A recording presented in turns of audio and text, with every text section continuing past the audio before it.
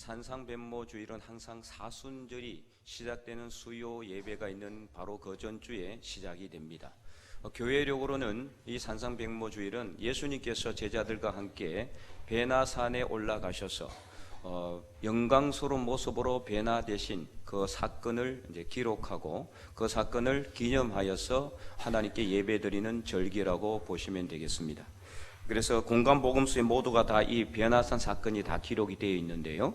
예수님께서는 베나산에서 내려오시고 바로 예루살렘으로 입성하셔서 체포되시고 고난 받으시고 그리고 십자가에 못 박혀 돌아가시게 됩니다. 그래서 항상 사순절 전에 산상뱀모주일이 있게 되는 거죠.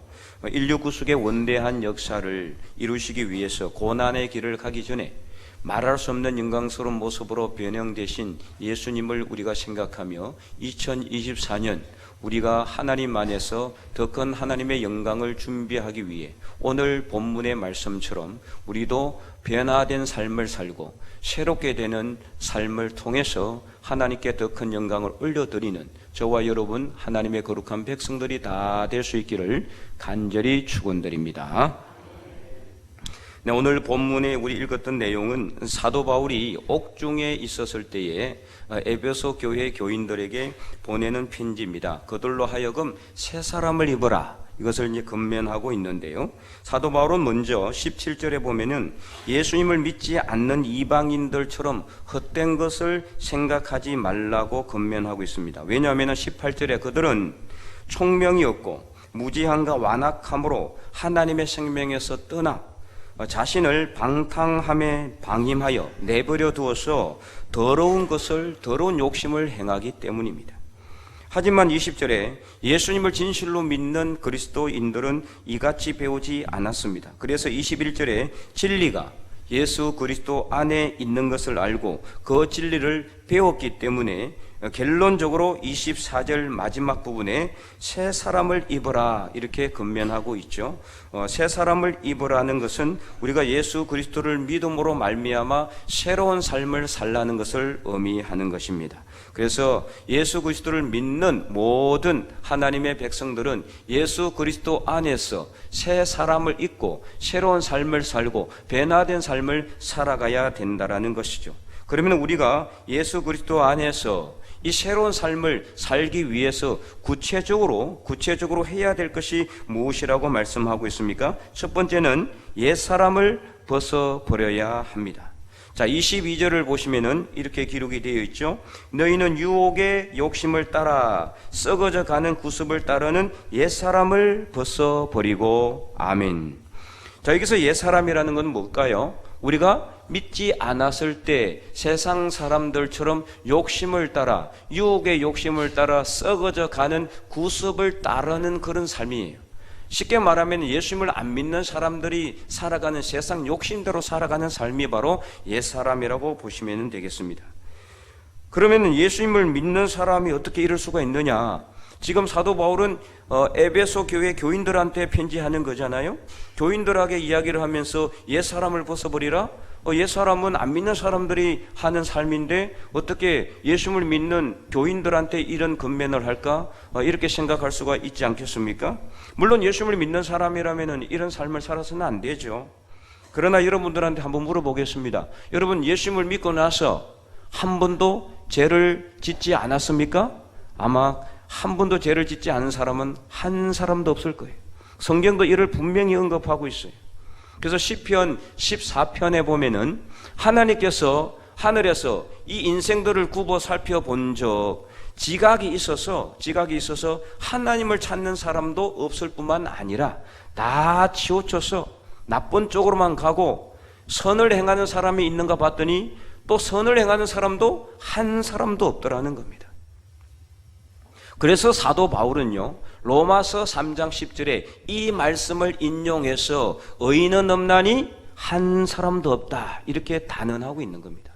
물론 저와 여러분은 예수님을 믿어서 의인이 되었지만 이 의인이 된 것은요 실제 의인이기 때문에 의인이 된 게 아니에요. 의인인 것처럼 여겨주는 겁니다. 그렇기 때문에 이게 은혜라는 거죠. 우리 의인이 아닌데 나는 의인이 아닌데, 그렇잖아요? 의인이라면은 예수님을 믿고 나서 죄를 지을 수가 있어요? 죄를 지을 수가 없죠. 허물을 덜했어도 안 되는 거예요. 부족했어도 안 되고 연약했어도 안 돼요.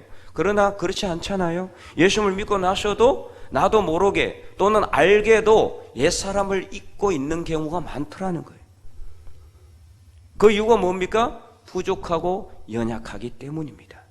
부족하고 연약하니까 어쩔 수 없이, 그래서 우리는 의인이지만 그러나 여전히 이 세상의 죄와 악 가운데 살아가고 있다 보니까 내가 알게도 부족함을 드리기도 하고 내가 알지 못하는 경우에 죄를 짓는 경우도 있어요. 그러다 보니까 어떻습니까? 우리는 하나님 앞에 항상 죄의 삶을 가지고 살아가더라는 거죠. 그래서 오늘 본문의 사도 바울은 이 옛사람을 벗어버리라고 권면하고 있는 것입니다. 요한복음 13장에도 보면은 예수님께서 제자들의 발을 씻어줄 때 사도 베드로는 아이고 어떻게 주님께서 내 냄새 나는 발을 씻을 수가 있습니까? 손사래를 치죠. 그러자 예수님께서 내가 내 발을 씻어주지 않으면 나와 너는 아무 상관이 없다 이렇게 이야기를 하죠. 그러자 베드로가 뭐라고 합니까? 주님, 그러면은 내 발뿐만 아니라 내 손과 내 머리까지 씻어주시옵소서 이렇게 이야기를 해요. 그래서 예수님께서 뭐라고 말씀합니까? 요한복음 13장 10절에 보면은 이렇게 기록이 되어 있습니다. 우리도 함께 한번 읽어볼까요? 예수께서 이러시되 이미 목욕한 자는 발밖에 씻을 필요가 없느니라 온몸이 깨끗하니라. 아멘. 네, 이미 목욕한 자는 발만 씻으면 된다. 너는, 베드로는 어떤 사람이에요? 목욕한 자라는 거. 그럼 언제 목욕했습니까? 여기서 목욕했다라는 것은 예수님을 믿고 거듭난 사람을 의미하는 거예요. 예수님을 믿고 제사함의 은혜를 받은 사람, 그런 사람을 목욕한 자로 비유하고 있는 거죠. 하지만 어떻습니까? 목욕은 했지만 그러나 발이 더러워지니까 어떻습니까? 발은 또 씻어야 되는 거예요. 이 말씀은 당시 중동 지역의 환경에 맞는 말씀이라고 보시면 되겠어요. 당시 중동 지역은 먼지가 많고 건조한 그런 지대예요. 그러니까 늘 샌들을 신고 다녀요. 그러다 보니까 발이 어떻습니까? 늘 지저분하고 더러워질 수밖에 없어요. 그래서 항상 남의 집에 들어갈 때는 손과 발을 씻어야 돼요. 항상 어떤 집에 들어가기 전에 물을 씻는 곳이 있어요. 그래서 손과 발을 씻어야 그 집에 들어갈 수가 있는 것처럼 늘 발을 씻어야 된다. 다시 말하면 이 말씀이 무슨 뜻이냐? 우리가 예수님을 믿고 거듭나고 제사함의 은혜를 누렸지만은 세상 죄와 악 가운데 살아가고 있다 보니까 나도 모르게 알게 또 죄를 짓는 경우가 있으니까 발을 씻는 것처럼 항상 어떻게 해야 된다? 회개해야 된다는 것을 말하는 거예요. 회개해야 된다. 그래서 발은 언제 씻습니까? 그러면은 더러워질 때마다 매일 씻잖아요. 그죠? 이처럼 우리는 하나님 앞에 내가 죄를 지을 때마다 또는 죄를 짓지 않았다고 생각할지라도 내가 알지 못하고 지은 죄도 있기 때문에 항상 어떻게 됩니까? 발을 씻는 것처럼 회개하는 삶을 살아라는 것을 오늘 본문은 우리에게 말씀하고 있는 거예요. 그래서 계속해서 우리는 옛사람을 벗어버려야 돼요. 계속해서 벗어버려야 돼요. 이거는 언제까지 해야 됩니까? 주님 올 때까지 해야 돼요. 그래서 골로새서 3장 8절에서 10절은 오늘 본문하고 거의 유사한 말씀인데요. 이렇게 기록이 되어 있습니다. 이제는 너희가 이 모든 것을 벗어버리라. 곧 분함과 노여움과 악의와 비방과 너희 입에 부끄러운 말이라. 이런 것들 벗어버리라는 거예요. 예수님을 믿고서도 이런 것을 입을 경우가 있다라는 거예요. 이 골로새 교회도 다 교인들이에요. 골로새 교인들한테 주는 사도 바울의 권면인데 이런 것들이 안 믿는 사람들이 아니라 믿는 사람들에게도 이런 것들이 있기 때문에 이것을 벗어버리라고 말씀하고, 그래서 계속해서 9절에 보니까 너희가 서로 거짓말을 하지 말라. 거짓말하는 경우도 있다는 거예요. 옛사람과 그 행위를 어떻게 하라? 벗어버리고. 그리고 10절에 우리도 함께 읽어보겠습니다. 새 사람을 입었으니 이는 자기를 창조하신 이의 형상을 따라 지식에까지 새롭게 하심을 입은 자니라. 아멘. 그래서 늘 예수님을 생각하며 계속해서 이 옛사람을 벗어버리고 예수님으로 인한 새 사람의 옷을 입어야 된다. 예수님을 바라보며 예수님의 이름으로 회개함으로 새 사람을 입는 이것을 어떻게 한 번만 하는 게 아니에요. 언제 하라? 매일 매순간 끝없이 계속해서 많이 하면 할수록 좋은 거예요. 회개를 많이 하면 할수록 좋은 거예요. 우리가 생각할 때 여러분 회개할 때 여러분 회개하면 언제 회개합니까? 내가 윤리적이고 도덕적인 죄를 지었을 때만? 아니에요. 회개는 하면 할수록 좋습니다. 하면 할수록 우리 몸은 더 깨끗해집니다. 하면 할수록 우리는 항상 새로운 옷을 입게 되는 것입니다. 그래서 옛사람을 벗어버리라. 이것은 회개하라는 뜻이에요. 오늘 우리가 옛사람을 벗어버리는 삶을 살아야 된다. 그래서 언제까지 해야 된다고요? 주님이 이 땅에 오실 때까지. 쉽게 말하면 우리가 이 땅에서 우리의 호흡이 끊어지는 그날까지 우리는 회개하는 삶을 살아야 돼요. 끝없이 회개해야 돼요. 옛날의 옷을 벗어버리고 새로운 옷을 입어야 돼요. 이것이 바로 하나님께서 원하시는 삶이다. 그리하여 우리가 새 사람을 입고 새로운 삶을 살아갈 수 있기를 간절히 축원드립니다. 두 번째, 우리가 성령 안에서 마음을 새롭게 해야 합니다. 자, 계속해서 23절 말씀을 보면 이렇게 기록이 되어 있어요. 오직 너희의 심령이 새롭게 되어. 아멘. 자, 짧은 본문인데요. 여기는 아주 큰 이 영적인 교훈이 들어있어요. 자, 심령이 새롭게 되어라고 되어 있는데 심령에 해당하는 헬라어는 퍼뉴마티인데 이 퍼뉴마는 뭐냐? 헬라어로 성령을 의미해요. 성령, 퍼뉴마. 성령을 의미하는데 퍼뉴마티 하면은 성령 안에 있는 우리의 마음을 의미하는 겁니다. 다시 말해서 너희의 심령이 새롭게 되라는 말은 너희가 성령 안에서 마음을 어떻게 하라? 새롭게 하라, 이 뜻이에요.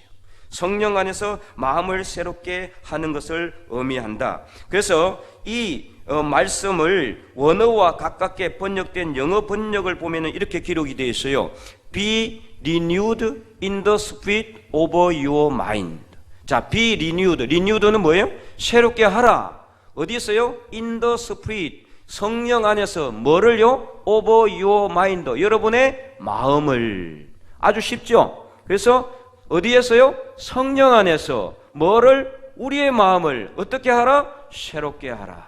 이것을 말씀하고 있는 것입니다.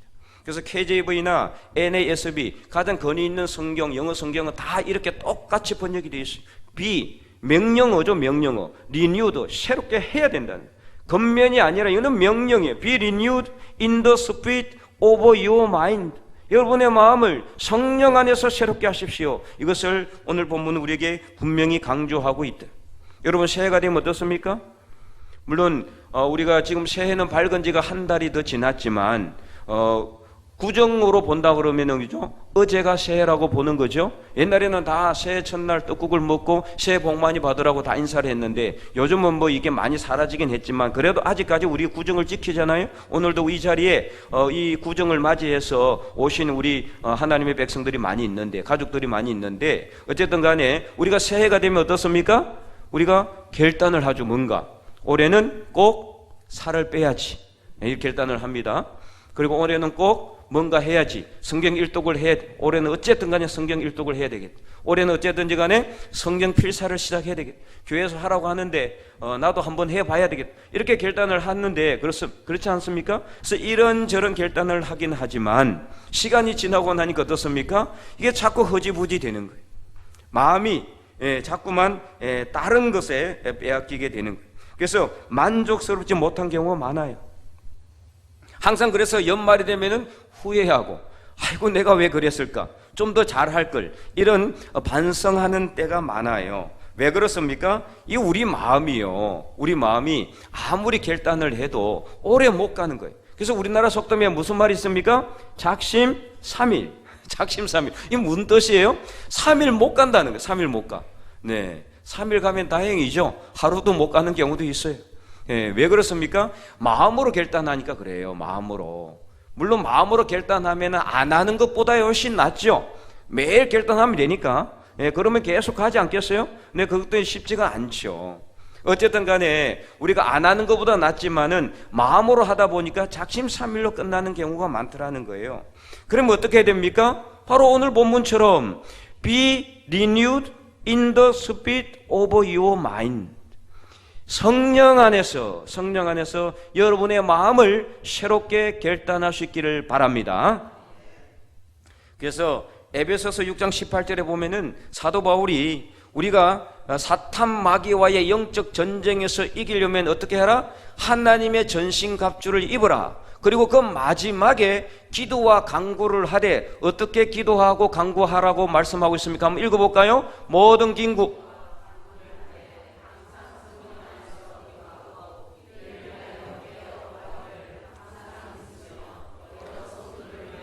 구하라. 아멘. 자, 기도와 간구도 어디 안에서? 항상 성령 안에서, 항상 성령 안에서 기도하고 간구할 때 힘이 있는 줄로 믿으시기 바랍니다.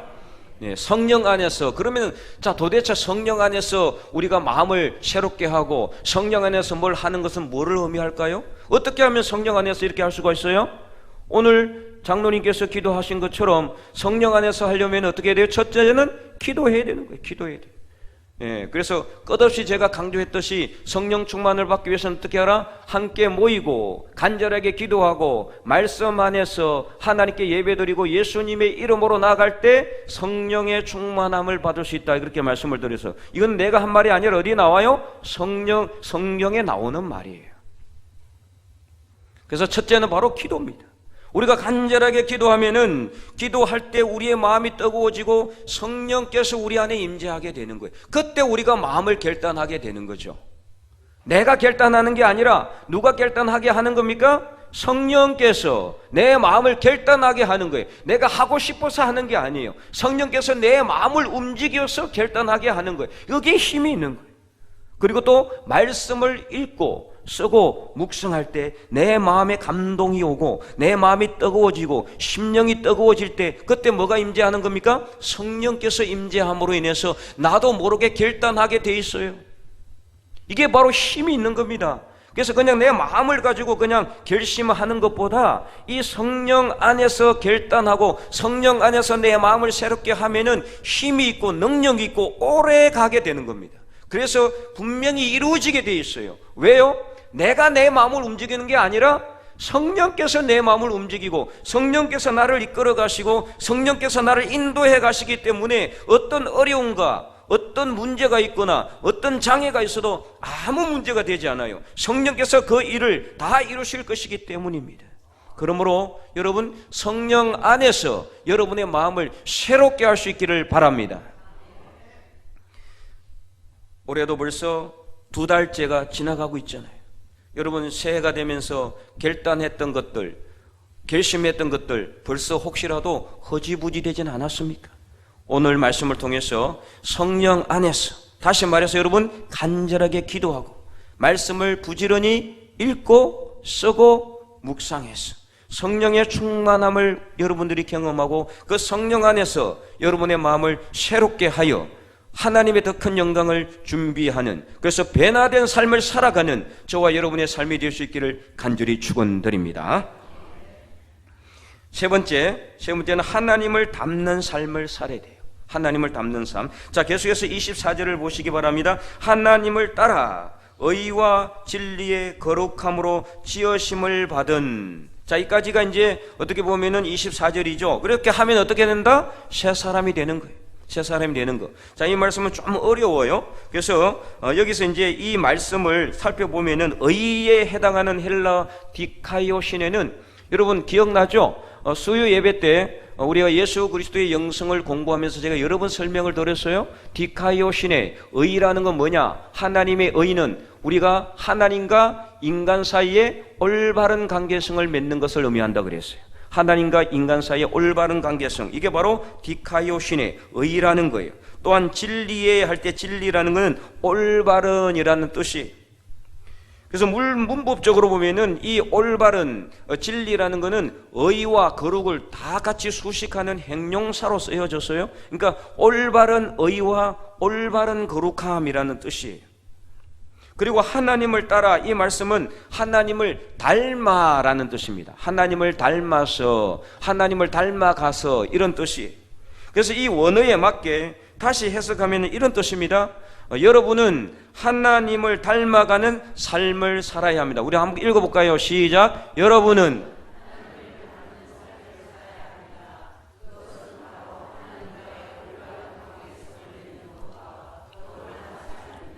아멘. 잘 이해가 되죠? 우리가 하나님과의 올바른 관계성을 맺고 그리고 거룩한 구별된 삶을 살아가게 되면은 누구를 닮아가게 된다? 하나님을 닮는 삶. 그게 쉽게 말하면 누구를 닮는 거예요? 예수 그리스도의 영성을 닮는 거라고 보시면 되겠어요. 그래서 이렇게 우리가 하나님을 닮아가는 삶을 살 때 어떻게 된다? 새롭게 되는 거예요. 변화된 삶을 사는 거예요. 어제 삶이 오늘과 똑같은 게 아니에요. 작년 삶이 오늘과 올해와 똑같은 게 아니라 늘 새롭게 되는 거예요. 늘 새롭게.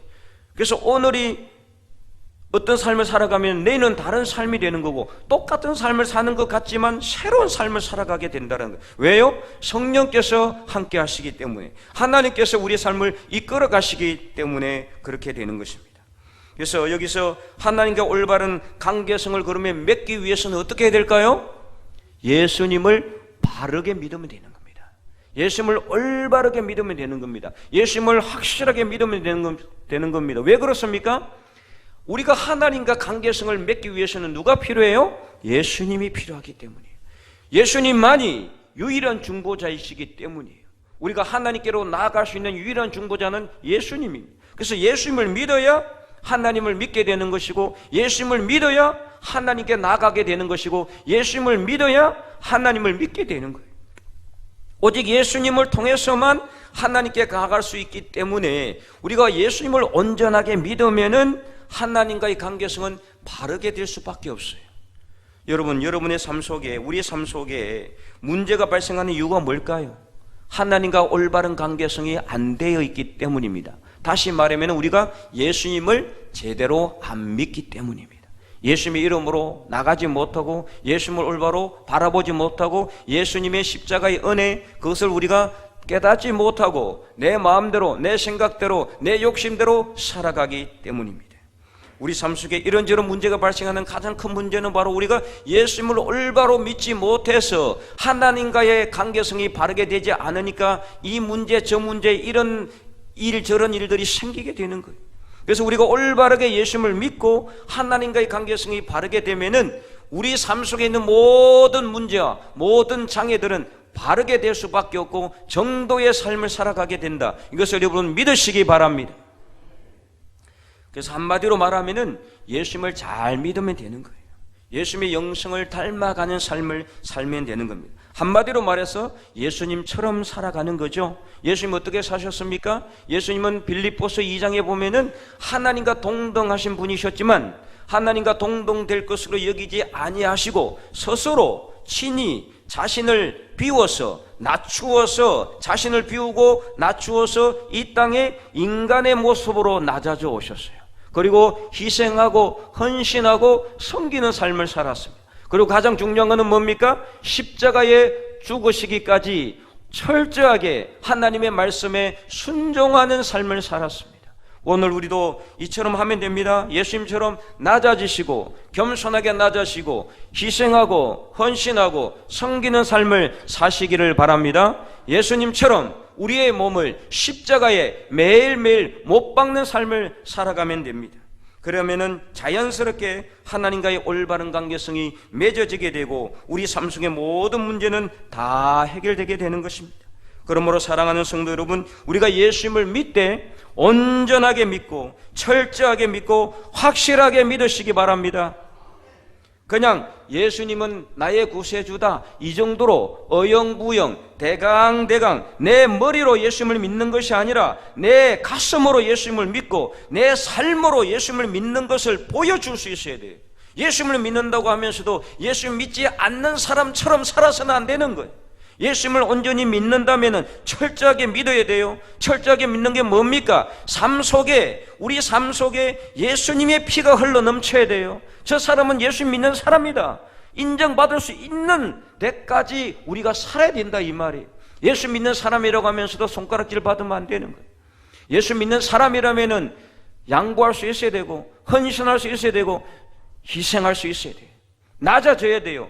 예수님이 왜 십자가에 못 박혀 돌아가셨습니까? 하나님과 똑같으신 분이고 만유의 주고 만주의 주고 창조주인 예수님께서 왜 십자가에 죽으셨습니까? 자신처럼 낮추라는 것을 우리에게 보여주기 위해서입니다. 그래서 우리가 온전하게 믿고 철저하게 믿고 확실하게 예수님을 믿어야 된다. 이럴 때 우리의 삶은 하나님과의 관계성이 올바르게 되는 것이고 모든 문제 해결되게 돼 있다. 그래서 예수님은 분명히 나의 모든 죄와 허물을 대신 지시고 십자가에 못 박혀 돌아가셨고 모든 피를 흘리심으로 나의 모든 죄는 다 용서되었고 나는 하나님의 백성이 되었다는 것을 확신하는 분명하고 절대적인 믿음을 가지시기 바랍니다. 그리하여 실천하는 삶을 사시기를 바랍니다. 이게 바로 예수님의 영성의 가장 마지막 정수예요. 예수님의 영성이 뭐라고 그랬습니까? 예수님처럼 닮는 삶, 예수님처럼 따라가는 삶. 이게 뭐냐? 그냥 우리 머리로만 믿는 게 아니란 말이에요. 내 입으로 하는 믿음이 아니라 내 삶으로 살아내는 삶의, 내 삶으로 살아내는 신앙의 모습이, 이게 실천이에요. 행하는 삶을 살란 말이에요. 이럴 때 예수님을 올바르게 믿는 것이고 온전하게 믿는 것이고 철저하게 믿는 것이라. 그러면은 하나님과의 관계성은 무조건 바르게 되게 되어 있고 모든 삶의 문제 무조건 해결되게 되어 있고 형통한 삶으로 평탄한 길로 하나님께서 저와 여러분을 인도하실 줄 믿으시기 바랍니다. 그래서 하나님과 올바른 관계성을 맺고 거룩한 삶으로 하나님을 닮아서 작년보다는 더 나은 올해를, 내일보다, 어제보다 더 나은 내일을 우리가 바라보며 그래서 변화된 삶을 살고 그래서 우리가 더 나은 하나님 앞에서 새로운 삶을 살아갈 수 있기를 간절히 소망합니다. 그래서 육의 욕심을 따라서 썩어져 가는 옛사람 벗어버리고 성령 안에서 우리가 성령의 충만함을 통해서 우리 마음을 결단하고 새롭게 해서 오직 예수 그리스도만 바라보며 하나님의 더 큰 영광을 준비하는 저와 여러분, 우리 사랑하는 모든 하나님의 거룩한 백성들이 될 수 있기를 주님의 이름으로 간절히 축원드립니다.